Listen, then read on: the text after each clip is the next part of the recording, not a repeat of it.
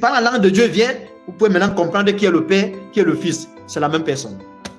Et c'est ça donc la vie éternelle. C'est ça Jean chapitre 17. Tout prédicateur qui est incapable d'interpréter les Écritures ne communique pas la vie, mais la mort.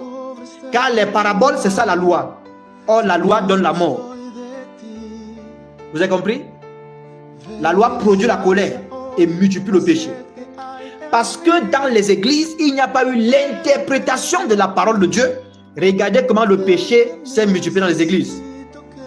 Mais quand vous commencez à écouter la parole de Dieu révélée, c'est comme si votre cœur est purifié. La crainte vient s'installer. Vous commencez à aimer Dieu. Vous commencez à fuir le péché et vous marchez plus près de Dieu. Et chaque jour, votre désir, c'est d'obéir à Dieu. Pourquoi? Vous avez reçu la vie. La révélation de la parole de Dieu, c'est la vie. Et c'est la lumière. Vous comprenez? Jean chapitre 1, c'est ça qui explique ce que je dis maintenant. La parole est venue chez les siens. Les siens ne l'ont pas reçue. En elle était la vie. Et la vie était quoi? La lumière des hommes. Le psaume 105. La révélation de tes paroles est claire. Elle donne de l'intelligence au simple. La quoi? La révélation. Elle est claire. Donc c'est la lumière. Parce que la lumière là, c'est la vie des hommes. S'il n'y a pas de révélation, oubliez la vie éternelle. Oubliez. Si vous voulez vos prophéties, vos miracles, vos délivrances, vos guérisons, allez, mais oubliez que vous aurez la vie éternelle. Oubliez ça. Là, ça ne donne pas la vie éternelle. On doit vous dire la vérité. C'est pourquoi les pasteurs disent que est-ce que tout le monde a reçu la même grâce que moi pour comprendre les Écritures? C'est l'Esprit qui agit dans l'église des temps de la fin. Le Seigneur Dieu Tout-Puissant, dans ces derniers temps, agit comme le septième messager.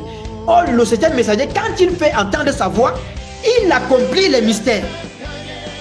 Vous voyez? Il accomplit les mystères. Ça veut dire que toute personne qui a en lui l'esprit de Jésus-Christ, qui est le septième messager, il doit avoir la révélation de la parole de Dieu, si seulement il écoute cet esprit. Mais s'il refuse d'écouter l'esprit de Dieu, il n'y aura pas de révélation. Au lieu de communiquer la vie à l'église, il va communiquer la mort. C'est pourquoi je vous ai dit, sans la révélation, vos églises dites de réveil sont mortes. Excusez-moi de vous dire ça, mais c'est la vérité. Vous dites que les autres églises sont des religions, qu'elles sont mortes spirituellement. Vous-même, vos églises de réveil là, vous êtes 2 fois, 3 fois, 7 fois morts ou mortes. Sans la révélation, il n'y a pas la vie. Or, c'est la révélation qui vient révéler, qui vient réveiller, je veux dire, la femme ou bien les 10 vierges de Matthieu 25. Sans la révélation, comment vous allez vous réveiller? Comment vous allez vous réveiller? Je suis sûr qu'il y a des gens ici, avant de me rencontrer ou avant de commencer à suivre ces enseignements-ci, ces gens savaient, ces personnes savaient qu'elles servaient Jésus-Christ. Mais quand ils ont commencé à écouter la parole de Dieu, ils ont compris que si elles mouraient dans cet état, elles devaient pas entrer au ciel. Là, vous avez été réveillés. C'est là où le réveil personnel commence.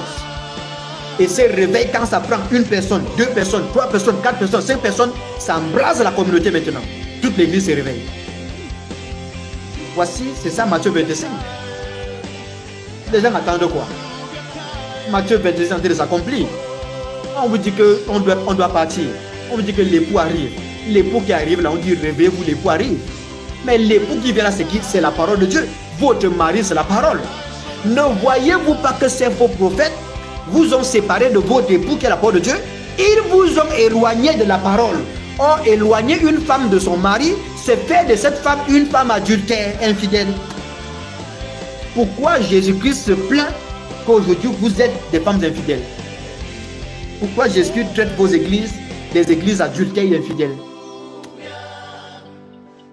Vous voyez, quand on explique les Écritures, quand on interprète les Écritures, vous pouvez maintenant mieux comprendre le pourquoi le Seigneur se plaint. Vous pouvez mieux comprendre. Regardez, on n'a pas besoin d'inventer quoi que ce soit.